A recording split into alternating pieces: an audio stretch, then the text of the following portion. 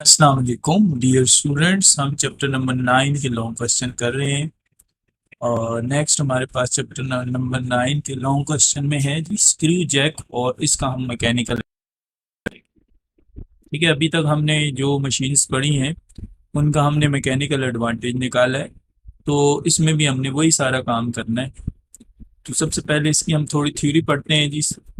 हम सबसे पहले स्क्रू जैक की हेडिंग देकर इसकी थोड़ी सी हम जो है वो इंट्रोडक्शन देंगे कि होता क्या है। ये फिगर में आपको दिखाया गया है जैसे कि आपको यहाँ पे नजर आ रहा है। अब इसका जरा कंस्ट्रक्शन देख लें। ये वो पॉइंट है जिसके ऊपर आप लोड रख रहे हैं। ठीक है जी, इस पॉइंट के ऊपर आप लोड रख रहे हैं स्क्रू जैक के ऊपर। ये जो नीचे आप हिस्सा देख रहे हैं ये वाला, ये बोल्ट कहलाता है। ठीक है जी।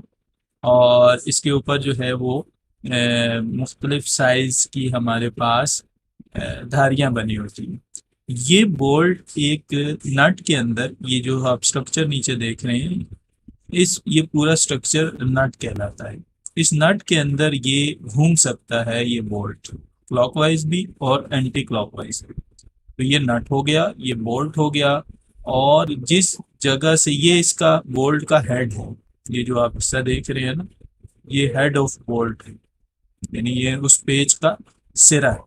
उस पेज के सिरे के साथ हमने एक लिवर हैंडल लगाया होता है और इस लिवर हैंडल की मदद से हम इस बोल्ट हेड को रोटेट करते हैं क्लॉकवाइज डायरेक्शन में और एंटी क्लॉकवाइज डायरेक्शन में रोटेशन करते हैं, जिसकी वजह से ये इस नट वाले पार्ट के अंदर ऊपर या नीचे की तरफ हरकत करता है।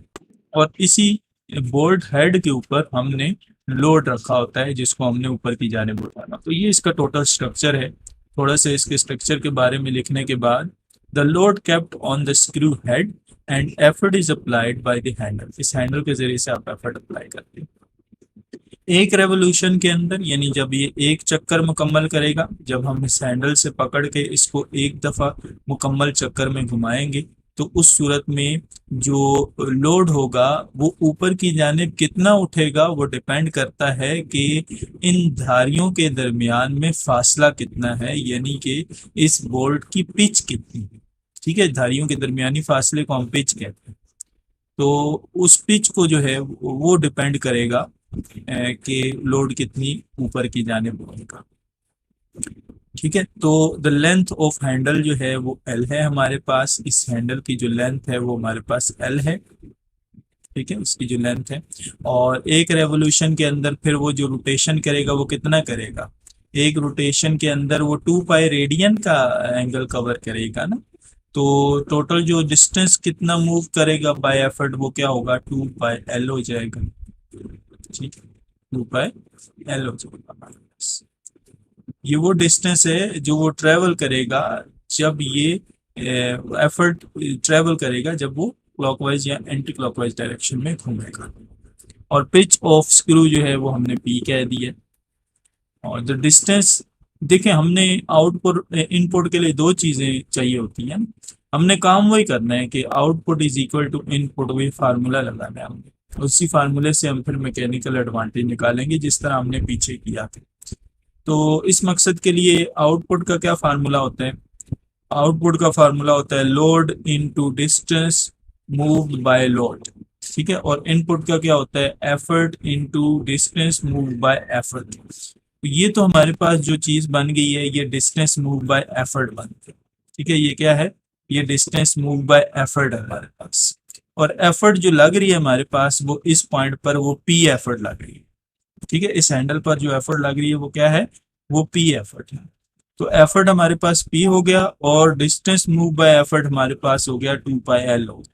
तो P into 2 L, 2 pi L हमारे पास हो जाएगा, इनपुट हो जाएगा। आउटपुट क्या होगा, आउटपुट वो लोड जो ऊपर की जानिब उठ रहा है और डिस्टेंस मूव बाय लोड।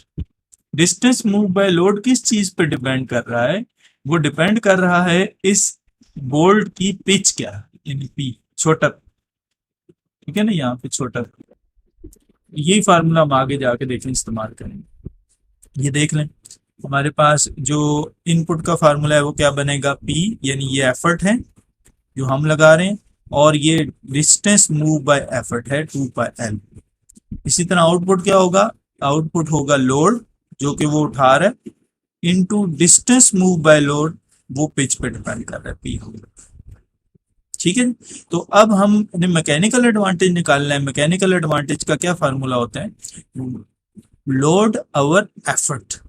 तो लोड अवर एफर्ट करने के लिए इस पी को, ये जो पी आ रहा है आपके सामने, इसको दोनों तरफ डिवाइड करेंगे। इधर डिवाइड करेंगे तो इस तरफ तो पी खत्म हो जाएगा, इधर डिवाइड करेंगे तो डब्ल्यू अवर पी बन जाएगा, बड़ा पी। ठीक है, ये आपके सामने देखें जरा, ये चीज बन जाएगी, डब्ल्यू ओवर पी बन जाएगा। अच्छा, अब ये डब्ल्यू ओवर पी जब इधर बनेगा ना, तो ये जो पी छोटा आ रहा है ना, इसको दोनों तरफ डिवाइड करेंगे। तो दोनों तरफ जब डिवाइड करेंगे इस तरफ, तो बन जाएगा डब्ल्यू ओवर बड़ा पी, और ये छोटा पी डिवाइड होगा इधर तो खत्म हो जाएगा, इधर डिवाइड होगा तो 2 pi L divided by P बन जाएगा। तो ये हमारे पास मैकेनिकल एडवांटेज का फार्मूला आ जाएगा, जो कि स्क्रू जैक के लिए। ठीक है जी, तो उम्मीद है समझ आ गई होगी। फिर भी अगर कोई इसमें मसला हो आपको, तो आप मेरे से रब्ता कर सकते हैं। सिंपली क्या करना है, बस मैकेनिकल एडवांटेज निकालना है, सेम उसी तरीके से जिस तरह से हमने पिछले टॉपिक्स के अंदर किया था। ओके जी, अल्लाह हाफिज़।